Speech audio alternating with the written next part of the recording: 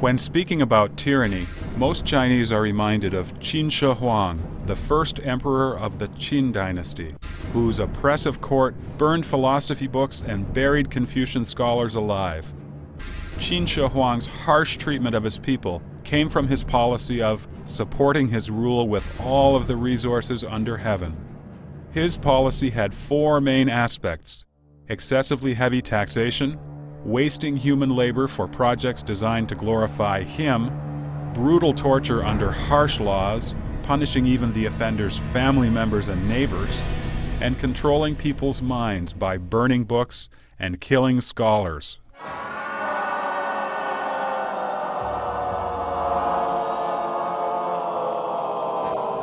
Today, the CCP's violence and abuse are even more severe than those of the tyrannical Qin dynasty. Mao Zedong, the first CCP leader of the People's Republic of China, put it bluntly, saying, "What can Emperor Qin Shi Huang brag about? He only killed 460 Confucian scholars, but we killed 46,000 intellectuals." There are people who accuse us of practicing dictatorship like Emperor Qin Shi Huang, and we admit it all. It fits the reality.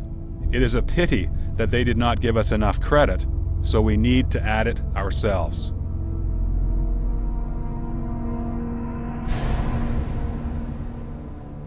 Let us take a look at China's arduous 55 years under the rule of the CCP.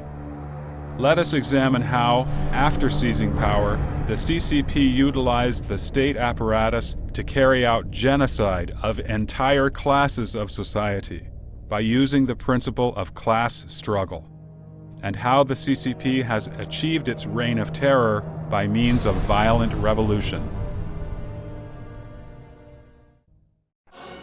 On October 1st, 1949, Mao Zedong declared, standing on the rostrum of Tiananmen, that the CCP had seized power through violent revolution. Having suffered several decades of war, the Chinese people celebrated at this moment, thinking that the Chinese nation would move to prosperity thereafter.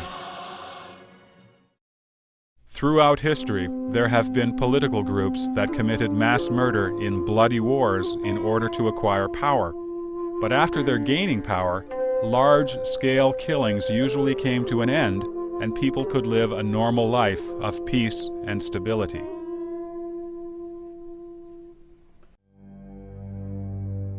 The Chinese people did not expect that for the CCP. Seizing power was only the first step in the 10,000-mile march. What followed was the CCP evil spirits' tight possession of the country and people, manipulating and controlling people so as to maintain power while monopolizing and absorbing the wealth of society. Therefore, from the day that the CCP came to power, it started a series of organized and planned struggles, both internally and externally, such as the class struggle, the path struggle, and the ideological struggle, through which to systematically eliminate dissidents in various strata and groups on the one hand, and extend the party organization to the smallest unit of society on the other. The CCP not only annihilates people's physical bodies, but also destroys their spirits and suppresses all thoughts and beliefs that do not fit with the Communist Party. By forcing the people in the country to become obedient slaves of its tyrannical rule, the CCP attempts to reach its goal of absolute social control.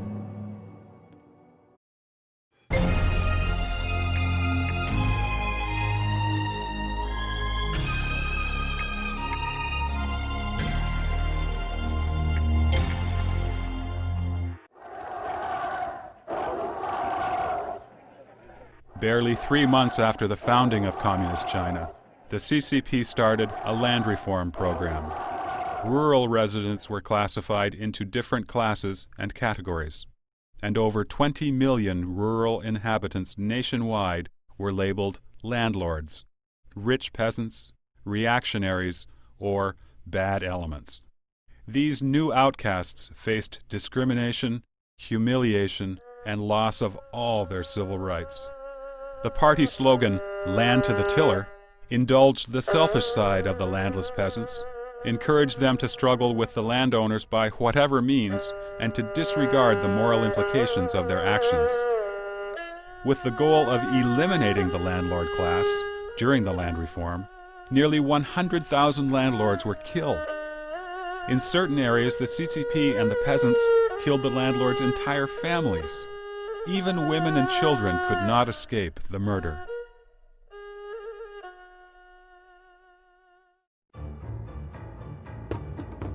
Meanwhile, as the land reform extended its reach to remote areas and regions of ethnic minorities, the CCP's organizations also expanded quickly, establishing party committees and branches in every township and village.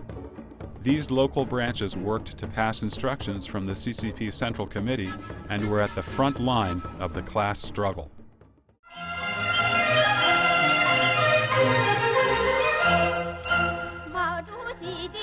During this period, the CCP launched its first wave of propaganda, declaring, "Chairman Mao is the great savior of the people, and that only the CCP can save China."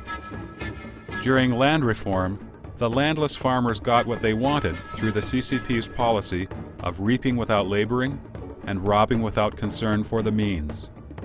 Poor peasants felt that they had benefited from following the party. Therefore, they were grateful and accepted the CCP propaganda that the party worked for the interests of the people.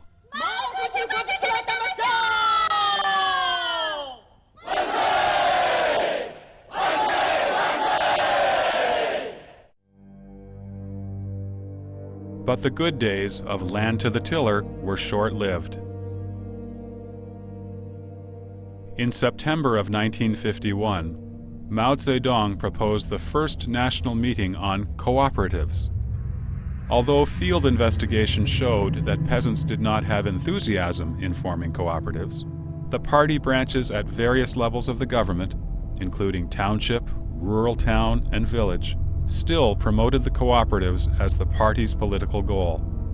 They imposed a number of practices on the peasants, such as mutual aid groups, primary cooperatives, advanced cooperatives, and people's communes.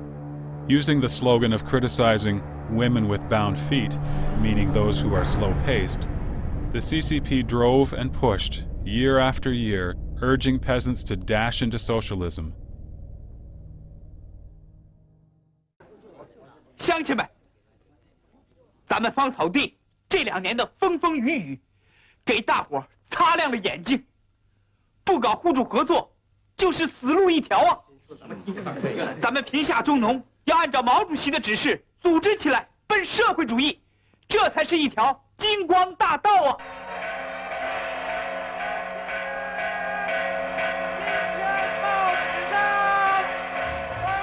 By the end of 1952, over 8.3 million cooperatives sprang up in China's rural areas. By the end of 1956, almost all peasants had joined cooperatives. In the cooperative movement, the collective now took the land, livestock, and agricultural tools, which became the property of the collective, and all the benefits the peasants had received during the land reform were taken away. The Communist Party soon started to exercise central control over buying and selling of grain, cotton, and oil, excluding key agricultural products from market exchange. This, in addition to the system of residency registration, led to the peasants' total loss of freedom. Peasants could not leave their commune and brigade, could not go into the cities to work or live, could not buy grain from the state grain shop, and their children could not go to school in the city. The peasants' children could only be peasants. China's rural residency holders became second-class citizens from this time on. During the Great Famine of 1959 to 1961, peasants did not even have the right to enter the city to beg for food. And with their path of escape totally blocked, tens of millions of peasants died of hunger. This was a frightening tragedy, unprecedented in the history of human civilization.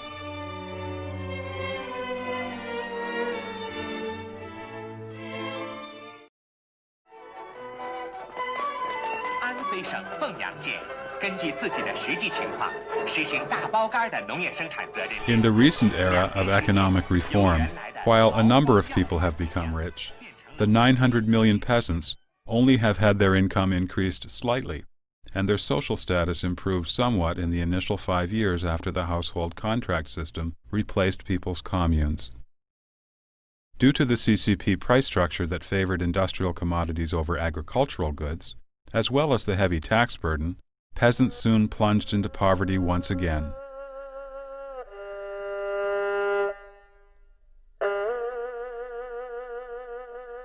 Data from Xinhua news agency shows that since 1997, the revenue of the major grain production areas and the income of most rural households have been at a standstill or even declined, while rural local government imposed increasingly heavier taxes and fees.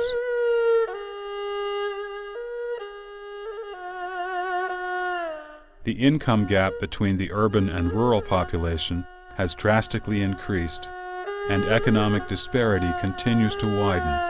Peasants who have entered the city as wage laborers receive the lowest pay and are deprived of any welfare benefits their urban counterparts enjoy.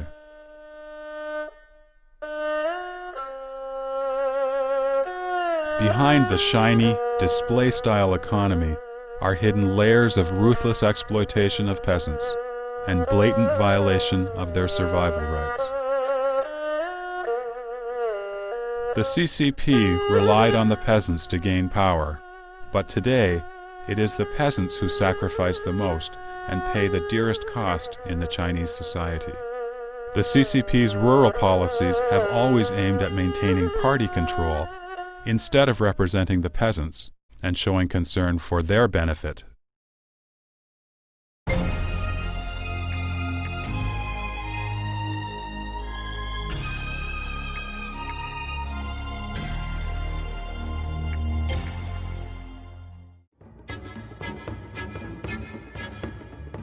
During reforms in industry and commerce that started in the early 1950s, the CCP claimed that the capitalist class and the working class were different in nature. The former was the exploiting class, while the latter was the non-exploiting and anti-exploiting class. According to this logic, the capitalist class was born to exploit and would not stop doing so until it perished. It could only be eliminated, not reformed. Under such a premise, the CCP used both killing and brainwashing to transform capitalists and merchants. The CCP used the method of supporting the obedient and destroying those who disagreed. If you surrendered your assets to the state and supported the CCP, you were considered just a minor problem among the people. If you disagreed with or complained about the CCP's policy, you would be labeled a reactionary and become the target of the CCP's draconian dictatorship.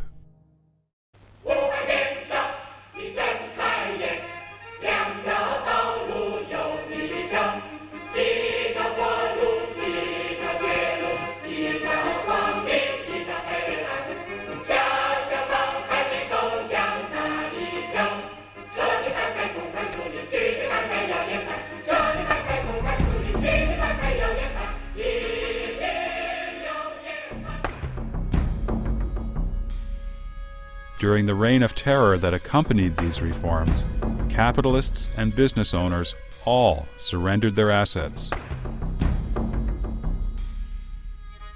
Many of them could not bear the humiliation they faced and committed suicide. Chen Yi, then mayor of Shanghai, asked every day, "How many paratroopers did we have today?" referring to the number of capitalists who had committed suicide by jumping from the tops of buildings that day. Thus, in only a few years, the CCP completely eliminated private ownership in China. 1月15日，北京市率先宣布进入社会主义。北京各界20多万人在天安门广场集会，庆祝社会主义改造胜利完成。While carrying out its land and industrial reform programs, the CCP launched many massive movements, such as the suppression of counter-revolutionaries, thought reform campaigns, cleansing the anti-CCP clique headed by Gao Yang and Rao Shushi, probing Hu Feng's counter-revolutionary group, the 3 Anti-campaign, the 5 Anti-campaign, and the further cleansing of counter-revolutionaries. 薄一波同志明确地指出了反贪污、反浪费、反官僚主义运动的性质、方针和政策。反贪污、反浪费、反官僚主义的斗争，本质上就是反对资产阶级腐化暴力思想的斗争。 The CCP used these movements to persecute countless innocent people. In every political movement, the CCP fully utilized its control of government resources in conjunction with the party's committees, branches, and sub-branches. 3 party members would form a small combat team, infiltrating all villages and neighborhoods. These combat teams were ubiquitous, leaving no stone unturned. This deeply entrenched party control network, inherited from the CCP's network of party branches installed within the army during the war years, has since played a key role in later political movements. 不久以前，这里还是一片废墟，现在几千工人在高空和地下日夜不停地工作着，他们的劳动和智慧迅速地改变着鞍钢的面貌。 Even the workers, named by the CCP as a class that leads all others, could not escape the fate of being fooled and deprived. While promising to protect them in illness, old age, and death, the CCP has maintained a system of low wage for workers. Old generation workers have hardly had any health insurance or savings for old age. After the Cultural Revolution, the CCP transferred the economic problems caused by its own policy mistakes onto the workers. In the name of economic reform, the CCP took away all welfare promises to the workers. After the CCP sold out state enterprises, one round after another, countless workers lost their jobs. As medical service became commercialized after the government relinquished its responsibility to society, workers dared not visit hospitals when they were ill. After old age care was dumped onto society, old workers who live on their meager retirement income barely have enough money to buy food. In this process of workers' deterioration, however, the CCP leaders at various levels have converted state property into their own. After the bloody transfer of private property to the public in the early years, now we have a similarly bloody transfer of public property into private hands. These 2 crimes, opposite in nature, have both been committed by the CCP in just 50 years.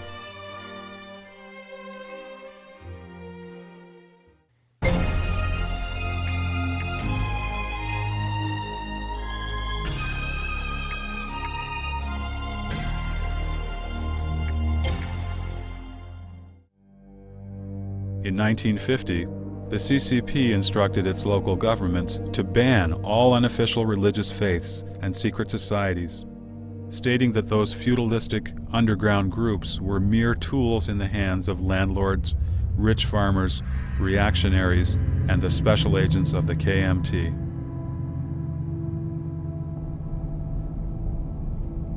In the crackdown that extended to all townships and cities of China, the government dismissed Christian, Catholic, and Taoist and Buddhist organizations, labeling them superstitious. The CCP ordered all members of these churches, temples, and religious societies to register with government agencies and to repent for their involvement. Failure to do so would mean severe punishment.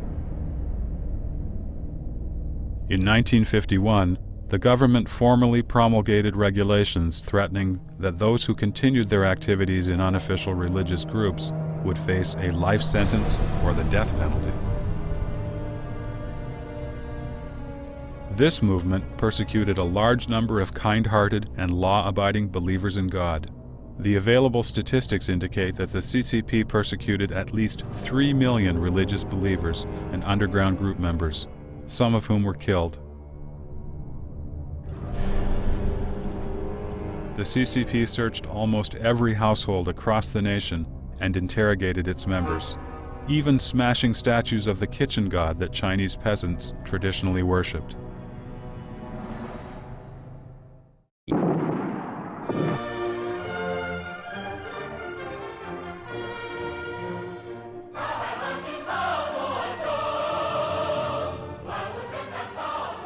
The executions reinforced the CCP message that communist ideology was the only legitimate ideology and the only legitimate faith. The concept of patriotic believers soon emerged. The state constitution protected only patriotic believers. The reality was, whatever religion one believed in, there was only one criterion. You had to follow the CCP instructions, and you had to acknowledge that the CCP was above all religions. If you were a Christian, the CCP was the god of the Christian God. If you were a Buddhist, the CCP was the Master Buddha of the Master Buddha. Among Muslims, the CCP was the Allah of the Allah.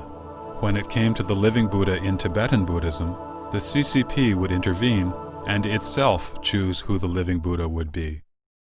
The CCP left you no choice but to say and do what the CCP demanded you to say and do.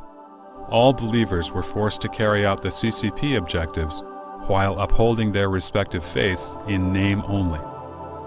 Failing to do so would make one the target of the CCP persecution and dictatorship.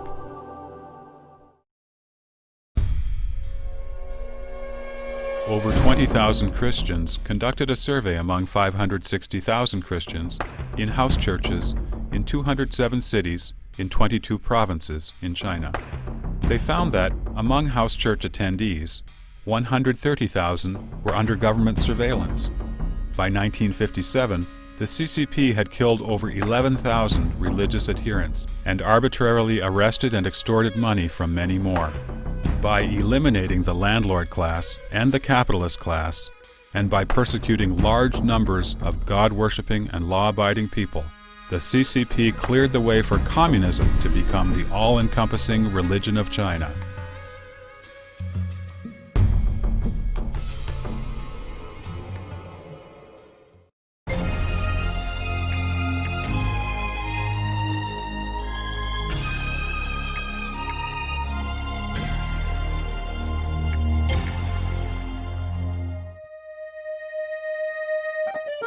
In 1956, a group of Hungarian intellectuals formed the Petőfi Circle that held debates critical of the government.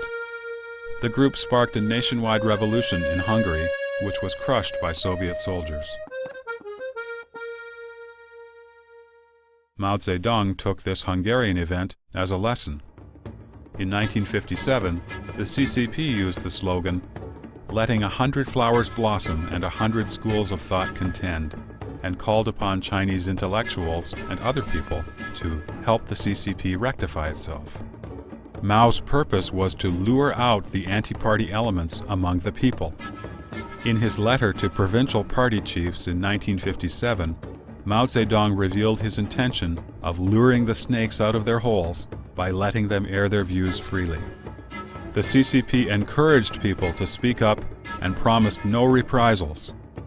The party would not grab pigtails, strike with sticks, issue hats, or settle accounts after the autumn, meaning the party would not find fault, make attacks, place labels, or seek to retaliate. Yet soon, the CCP initiated an anti-rightist movement, declaring 550,000 people as rightists. 270,000 lost their jobs, and 230,000 were labeled medium rightists or anti-CCP, anti-socialist elements. 这是一场要不要社会主义，要不要共产党领导的斗争。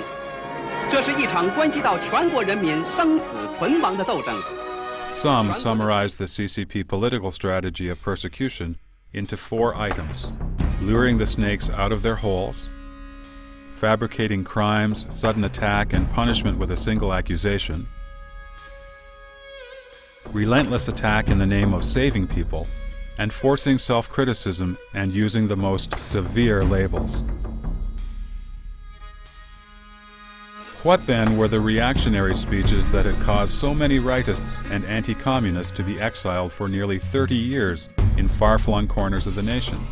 The three major reactionary theories, the targets of general and intensive assaults at the time, consisted of a few speeches by Luo Longzhi, Zhang Bozhen, and Chu Anping. Let us take a closer look at their opinions and suggestions. Luo Longzhi suggested forming a joint commission of the CCP and various democratic parties to investigate the deviations in the 3 anti-campaign and 5 anti-campaign and the movements for purging reactionaries. The State Council itself often presented something to the Political Consultative Committee and the People's Congress for observations and comments, and Zhang Bozhen suggested the Political Consultative Committee and the People's Congress should be included in the decision-making process.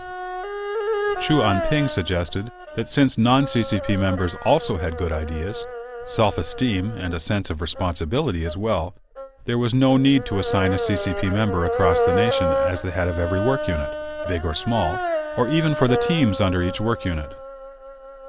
There was also no need that everything, major or minor, had to be done the way CCP members suggested.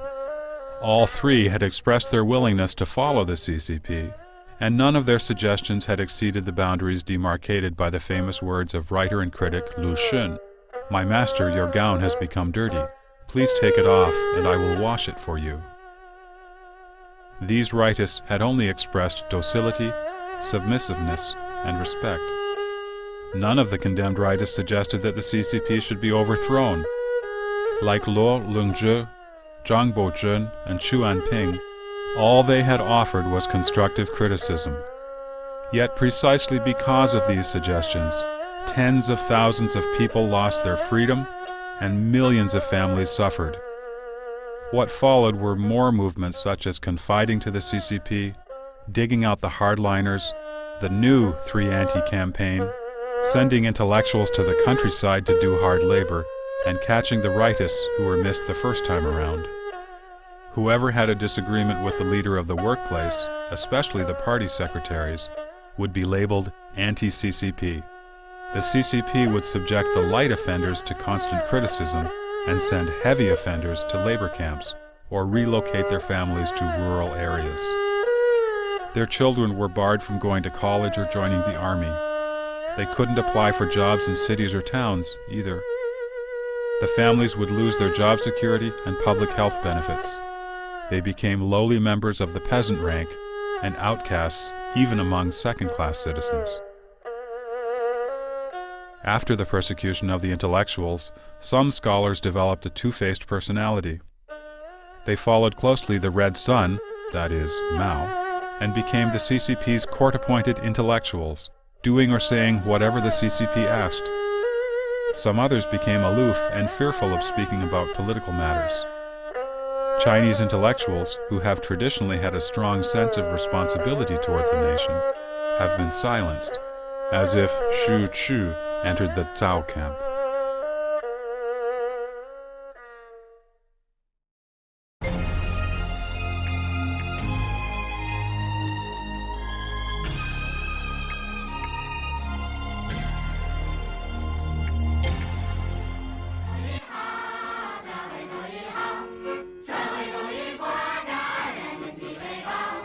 After the anti-rightist movement, China became afraid of the truth.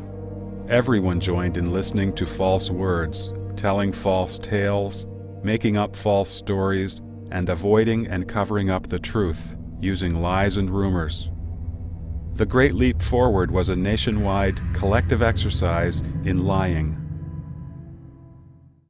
广东连县新浦乡田北社放出中稻亩产6万多斤的大卫星，广西环江县又发出中稻亩产13万斤的卫星来。这下子，使一些观潮派也跟着喊出了：人有多大胆，地有多大产，今世庄稼汉，赛过活神仙。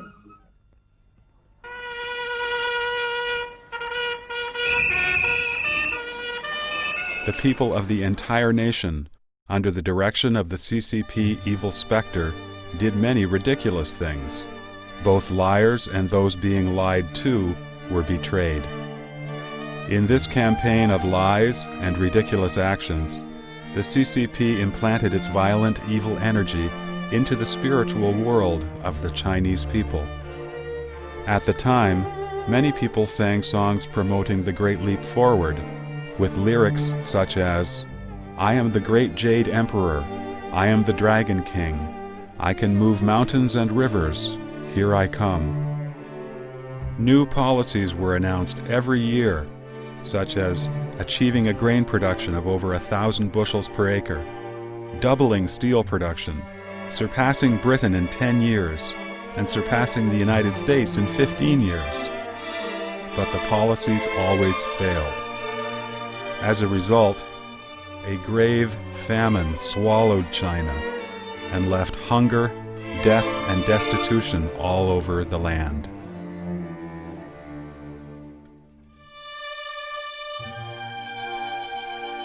During the 8th CCP Central Committee meeting, which was held in Lushan in 1959, none of the participants disagreed with General Peng Dehuai's view that the Great Leap Forward, initiated by Mao Zedong, was foolish. However, for delegates at the meeting, supporting Mao's policy or not marked the line between loyalty or betrayal. Expressed another way, it marked the line between life and death. In a story from Chinese history, when Zhao Gao claimed that a deer was a horse, he knew the difference between a deer and a horse, but he purposely called a deer a horse to control public opinion and expand his own power. He wanted the people to follow him blindly without daring to oppose. At the 8th CCP Central Committee meeting, as it turned out, Peng Dehuai was forced to sign a resolution condemning and purging himself from the central government. Similarly, in the later years of the Cultural Revolution, even Deng Xiaoping was forced to promise that he would never appeal against the government's decision to remove him from his posts.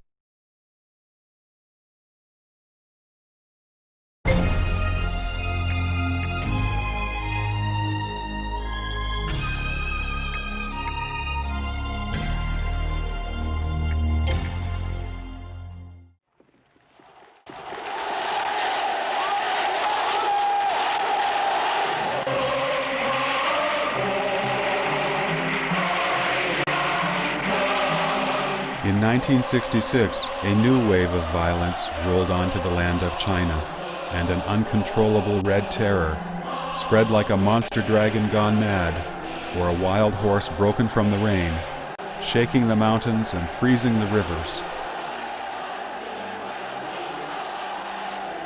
Writer Qin Mu described the Cultural Revolution in the following bleak terms. It was truly an unprecedented calamity. The CCP imprisoned millions due to their association with a targeted family member, ended the lives of millions more, shattered families, turned children into hoodlums and villains.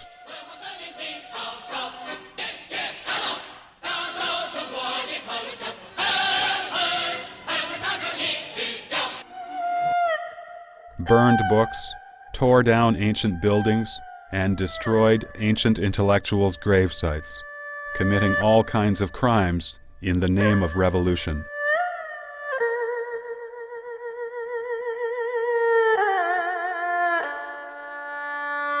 Conservative estimates place the number of unnatural deaths during the Cultural Revolution at 7.73 million. 敬爱的毛主席，我们向您保证，我们一定要做无产阶级革命事业的红色接班人。我们要跟着您干一辈子革命，我们要把旧世界砸个稀巴烂，建设一个无产阶级的新世界。People often mistakenly think that the violence and slaughter during the Cultural Revolution happened mostly during the rebel movements, and that it was the Red Guards and rebels who committed the killing. However, thousands of officially published Chinese county annuals indicate that the peak of unnatural deaths during the Cultural Revolution was not in 1966 when the Red Guards controlled most of the government organizations. Or in 1967, when the rebels fought among different groups with weapons. But rather in 1968, when various levels of revolutionary committees were established, and Mao regained control over the entire country. The violence during the Cultural Revolution did not originate from the extreme behavior of the Red Guards and rebels, but from the policy of the CCP and the regional governments. In August 1966, the Red Guards expelled Beijing residents who had been classified in past movements as landlords, rich farmers, reactionaries, bad elements, and rightists, and forced them to the countryside. The available official statistics show that almost 34,000 homes were searched and over 85,000 Beijing residents were expelled from the city and sent back to where their parents had originally come from. Red Guards all over the country followed suit, expelling over 400,000 urban residents to the countryside. Even high-ranking officials, if their parents were landlords, faced exile to the country. In fact, the CCP planned the expulsion campaign even before the Cultural Revolution began. Former Beijing Mayor Peng Jun declared that the residents of Beijing, ideologically, should be as pure as glass or crystals, meaning that all residents with a bad class background would be expelled from the city.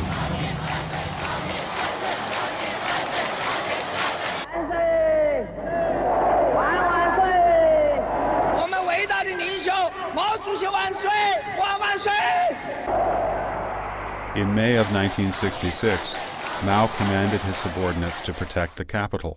A capital working team was set up, led by Ye Jianying, Yang Chengwu, and Xie Fuzhi. One of the tasks of this team was to use the police to expel Beijing residents of bad class background. This history helps make clear why the government and police departments did not intervene, but rather supported the Red Guards in searching homes and expelling more than 2% of Beijing residents. The Minister of Public Security, Xie Fuzhi, required the police to not intervene in the Red Guards' actions, but rather to provide advice and information to them. The Red Guards were simply utilized by the party to carry out a planned action.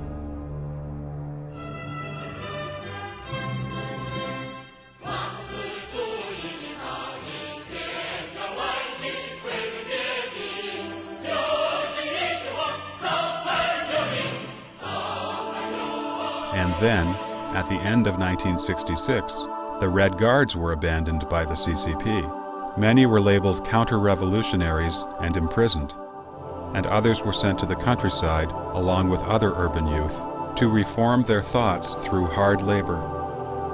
The Westtown Red Guard organization, which led the expulsion of city residents, was established under the so-called caring guidance of the CCP leaders. The order to incriminate the Red Guards was also issued after being revised by the Secretary General of the State Council. Following the removal of the Beijing residents of bad class background, the rural areas started another round of persecution of bad class elements. On August 26, 1966, a speech by Xie Fuzhi was passed down to the Daxing police force at their work meeting. Xie ordered the police to assist the Red Guards in searching the homes of the 5 black classes. The 5 black classes are landlords, rich peasants, reactionaries, so-called bad elements, and rightists. The police provided information and advice and helped the Red Guards in their raids. The infamous Daxing massacre occurred as a direct result of instructions from the police department. The organizers were the party secretary and the director of the police department, and the killers were mostly militiamen. They did not even spare the children. During the Cultural Revolution, many were admitted into the CCP for their so-called good behavior during such slaughters. Statistics from Guangxi province, for example, show the following. More than 9,000 were admitted to the party shortly after they had killed someone. more than 20,000 committed murder after being admitted to the party, and more than 19,000 other party members were involved in killing in one way or another. These figures, from one province alone, show that nearly 50,000 CCP members engaged in killing. During the Cultural Revolution, class theory was also to be applied to beatings. The theory held that the bad deserved it if they were beaten by the good. It was honorable also for a bad person to beat another bad person. It was a misunderstanding if a good person beat another good person. This and more of Mao's theories were spread widely in the rebel movements. Violence and slaughter were widespread, following the logic that the class enemies deserved any violence against them. From August 13th to October 7th, 1967, militiamen in Dao County of Hunan Province slaughtered members of the Shanjiang Wind and Thunder organization and those of the 5 black classes. The slaughter lasted 66 days and extended to 468 brigades in 36 people's communes across 10 districts, killing more than 4,500 people in over 2,700 households. In the entire prefecture, which consists of 10 counties, a total of 9,093 people were killed, of which 38% were of the 5 black classes and 44% were their children. The oldest person killed was 78 years old, and the youngest was only 10 days old. This is only one case of violence that occurred in just one small area during the Cultural Revolution. In Inner Mongolia, after the establishment of the Revolutionary Committee in early 1968, the cleansing of class rank and purge of the People's Revolutionary Party resulted in the deaths of more than 350,000 people. In 1968, tens of thousands of people in Guangxi Province participated in the mass slaughter of a public faction known as the 422 organization, killing more than 110,000. Those who were directly involved in ordering and carrying out the killing were mostly the military, police, armed militia, and key members of the party and the Communist Youth League. The purpose of the Cultural Revolution was to establish communism as the one and only religion dominating the entire country, controlling not just the state, but also every individual's mind.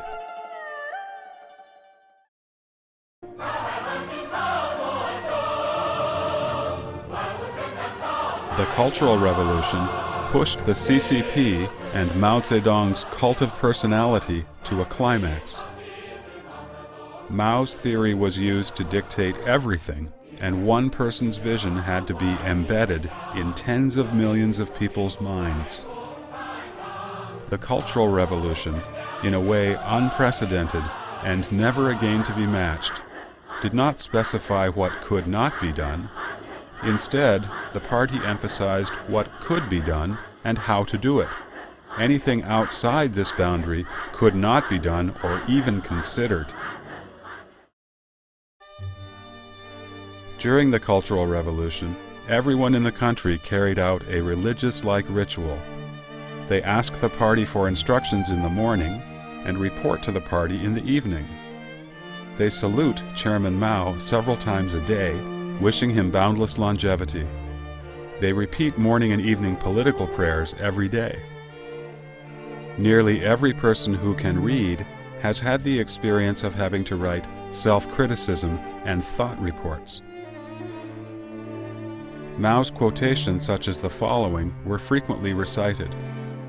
Fight ferociously against every passing thought of selfishness. Execute the party's command whether or not you understand it. Even if you do not understand, carry it out anyway, and your understanding should deepen in the process of execution. Only one God was allowed to be worshipped, and that God was Mao. Only one kind of scriptures were allowed to be studied, Mao's teachings. Soon, the God-making process progressed to such a degree that the people could not even buy food in canteens if they did not first recite a quotation or offer a greeting to Mao. When shopping, riding the bus, or even making a phone call, one had to recite one of Mao's quotations, even if it was totally irrelevant. In these rituals of worship, people were either fanatical or cynical, and in either case, they had already come under the control of the communist evil specter. Producing lies, tolerating lies, and relying on lies became a part of daily life for Chinese people.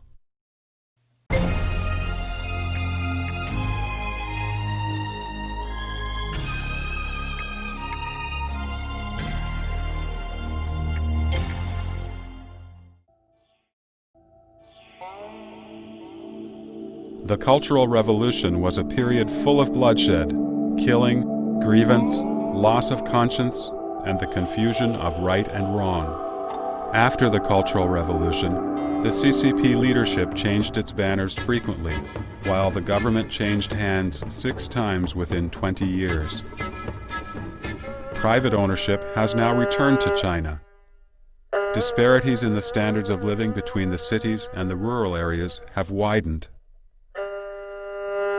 The area of China's landscape lying waste to desert has quickly expanded. River water has been drying up, and drug use and prostitution have increased.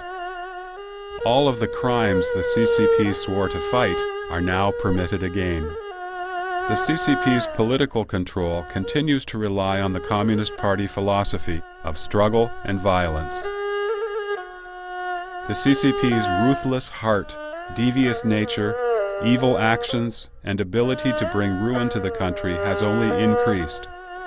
Under the CCP rule, the legal system, news reporting, education, and policy implementation have all become tools for the CCP to exercise violence and to deceive the people.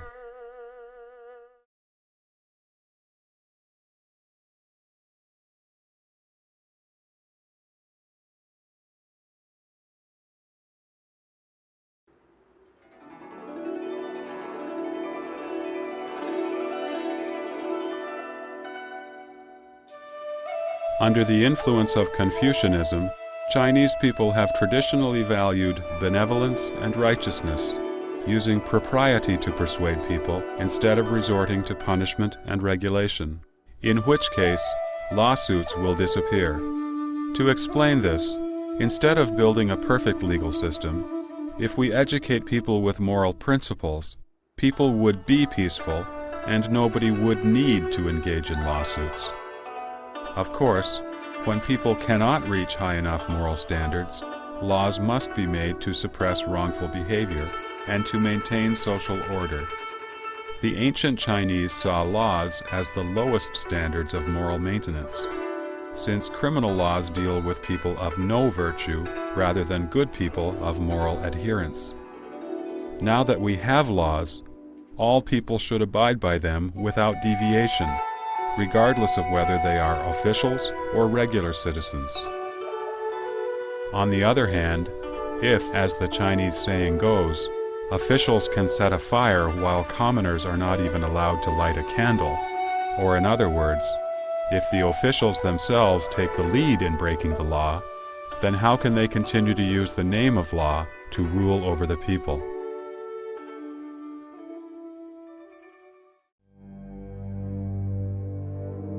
Under CCP control, the Chinese legal system has become its tool. Those in power make the law, but break it themselves. In implementing the law, the CCP officials only cleanse those holding opinions that differ from their own. They indulge themselves, playing with the law, instead of using it to discipline themselves. The law has become a stick used by the CCP to punish the people and the dissidents. This is in violation of heaven and humanity. Pretending to be righteous, the CCP legal regulations are, in fact, used to control the good people while protecting corrupt officials.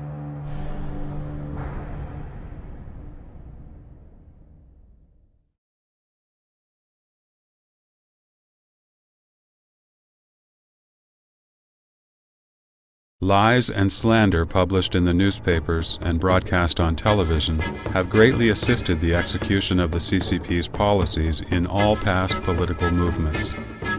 The media instantly execute the party's commands.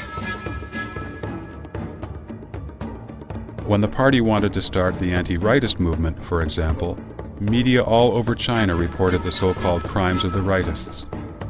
When the party wanted to set up the People's Communes, every newspaper in the nation immediately started to praise the superiority of People's Communes.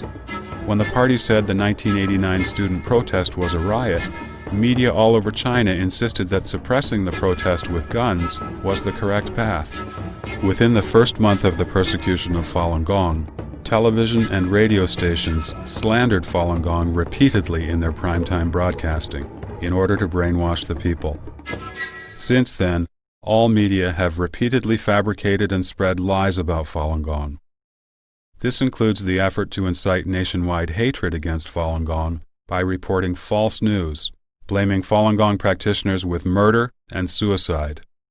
In the past 5 years, no mainland Chinese newspaper or TV station has reported the true situation about Falun Gong. Chinese people have become used to the false news reports.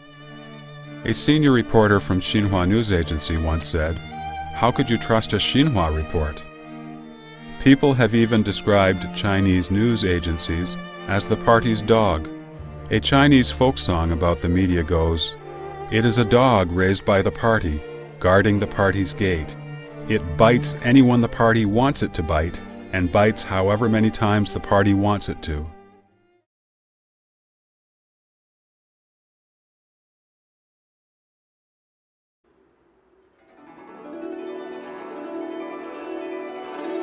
The original purpose of education was to develop intellectuals so that they would have both knowledge and good judgment. Knowledge refers to the understanding of information and data from historical and current events. Judgment refers to the process of analyzing, investigating, critiquing, and reproducing such knowledge, which is in fact a process of spiritual development. Those who have knowledge without proper judgment might be called bookworms, not true intellectuals with a social conscience. This is why in Chinese history it is the intellectuals with righteous judgment, not those having merely knowledge, who have been highly respected. Under CCP control, however, China is filled with intellectuals who have knowledge, but not judgment, as well as those who dare not exercise judgment. Education in China's schools focuses on teaching students not to do things that the party does not want them to do. Under CCP rule, all schools have to teach politics and CCP history using standardized textbooks. The teachers do not believe the content of the textbooks, yet they are forced by the party to teach it against their wills. The students do not believe the textbooks or their teachers, yet they have to remember everything in the textbooks in order to pass the exams. Recently, questions about Falun Gong were included in term and entrance exams for colleges and high schools. Students who do not know the party's standard answers do not get scores high enough to enter good schools. If a student dares to speak the truth, he will be expelled from school immediately and lose any chance of formal education. In the public education system, due to the influence of the newspapers and government policies, many sayings or phrases have been spread as the truth and have become well known to all Chinese. One example is the following of Mao's quotations: "We should support whatever the enemy opposes and oppose whatever the enemy supports." The negative effect is widespread. It has poisoned people's hearts, supplanting benevolence and destroying the moral principle of living in peace and harmony. In 2004, the China Information Center analyzed a study done by Sinanet, a major Chinese-language internet portal, and the results showed that nearly 85% of Chinese youths agreed that one is allowed to abuse women, children, and prisoners during a war. This is shocking, but it reflects the Chinese people's mindset, especially that of the younger generation, who lack a basic understanding of the traditional concept of benevolent rule and the notion of universal humanity. On September 11, 2004, a man went on a rampage and fanatically stabbed 28 children with a knife in Suzhou City. On the 20th of the same month, a man in Shandong province injured 25 elementary school students with a knife. These killings have been molded from the same violence that has formed the CCP.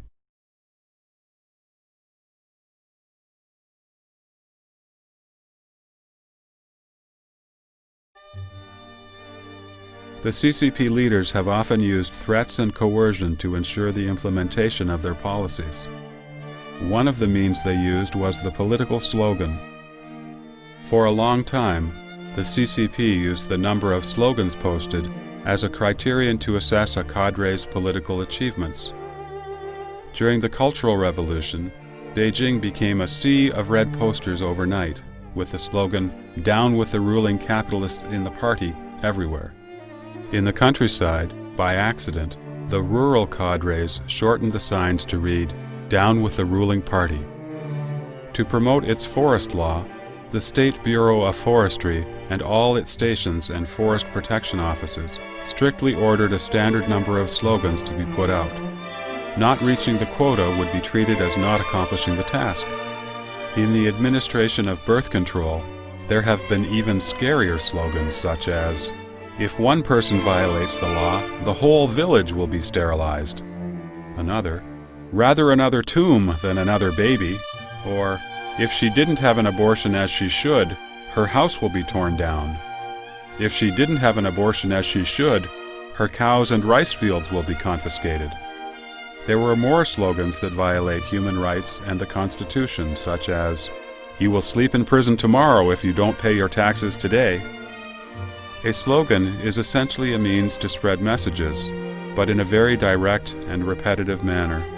Hence, the Chinese government uses slogans to promote its political intent, will, and propositions. Political slogans can also be viewed as the government speaking directly to the people. However, in the CCP's policy-promoting slogans, it is not hard for one to smell the air of violence and cruelty.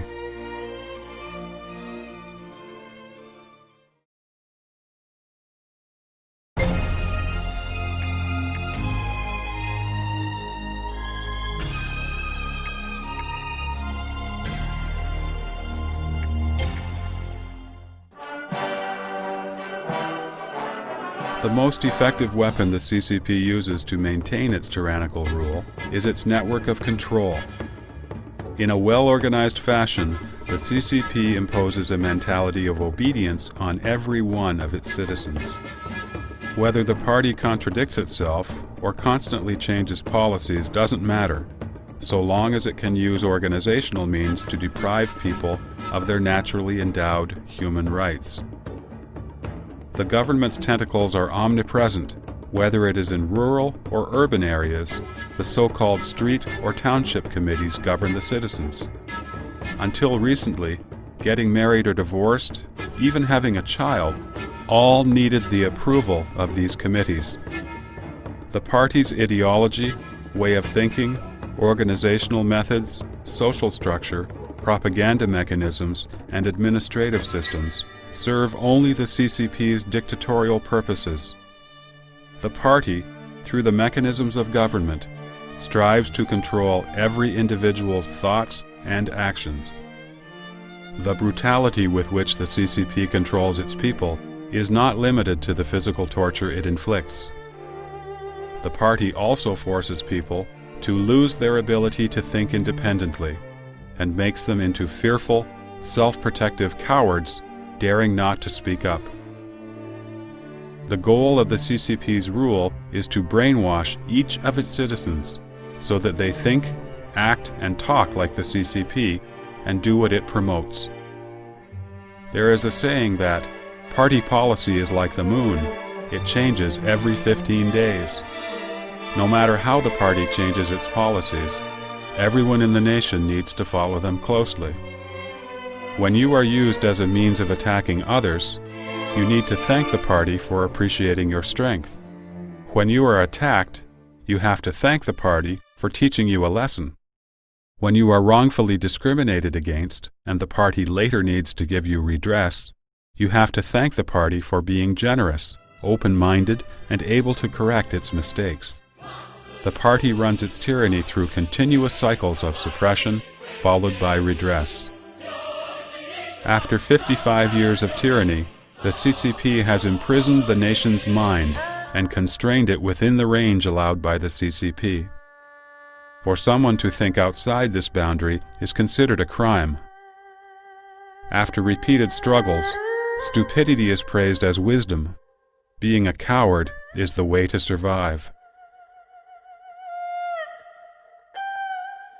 In a modern society with the Internet as the mainstream of information exchange, the CCP even asks its people to exercise self-discipline and not read news from outside or log on to websites with keywords like human rights and democracy.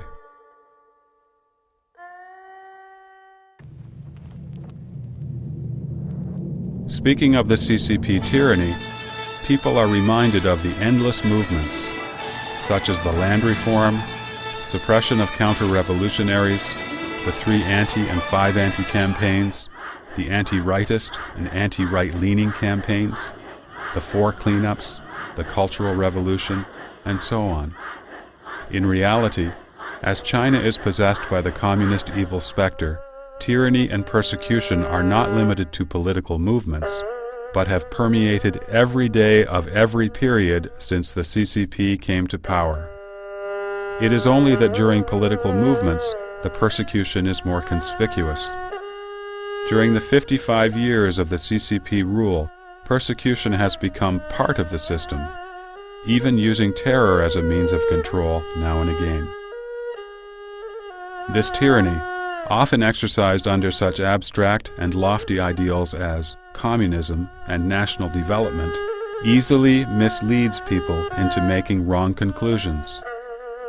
In comparison with the outrageous emperors of the past, whose extreme corruption and self-indulgence led commoners to suffer, the Communist Party can be defended, no matter how egregious its crimes are, as they come from ideals rather than material greed.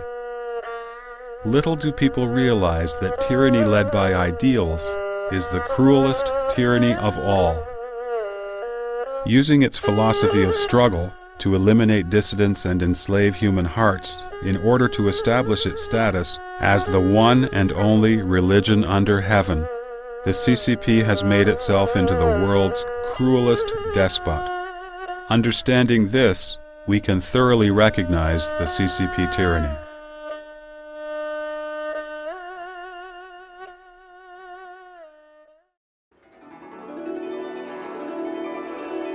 In Chinese history, every benevolent leader viewed loving, nourishing, and educating the people as the duties of government. Human nature aspires to kindness, and the government's role is to bring about this innate human capacity. Mencius, who followed Confucius, said, "This is the way of the people. Those with constant means of support will have constant hearts, while those without constant means will not have constant hearts." Education without prosperity has been ineffective. The tyrannical leaders who have had no love for the people, but who have killed the innocent, have been despised by the Chinese people. In the 5,000 years of Chinese history, there have been many benevolent leaders, such as Emperor Yao and Emperor Shun in ancient times, Emperor Wen and Emperor Wu of the Zhou dynasty, Emperor Wen and Emperor Jing in the Han dynasty, Emperor Tang Taizong in the Tang dynasty, Emperor Kang Shi and Emperor Qianlong in the Qing dynasty. The prosperity enjoyed in these dynasties was all a result of the leaders practicing the heavenly Tao, following the doctrine of the mean, and striving for peace and stability. The characteristics of a kind leader are to make use of virtuous and capable people, to be open to different opinions, to promote justice and peace, and to give the people what they need. This way, citizens will obey the laws, maintain a sense of decorum, live happily, and work efficiently. Looking at world affairs, we often ask who determines whether a state will prosper or disappear, even though we know that the rise and fall of a nation has its reasons. With the Chinese culture's profound tradition and Chinese people's diligence and wisdom, we will surely see peace and prosperity returning to the Chinese land when China frees itself from the CCP's tyrannical control.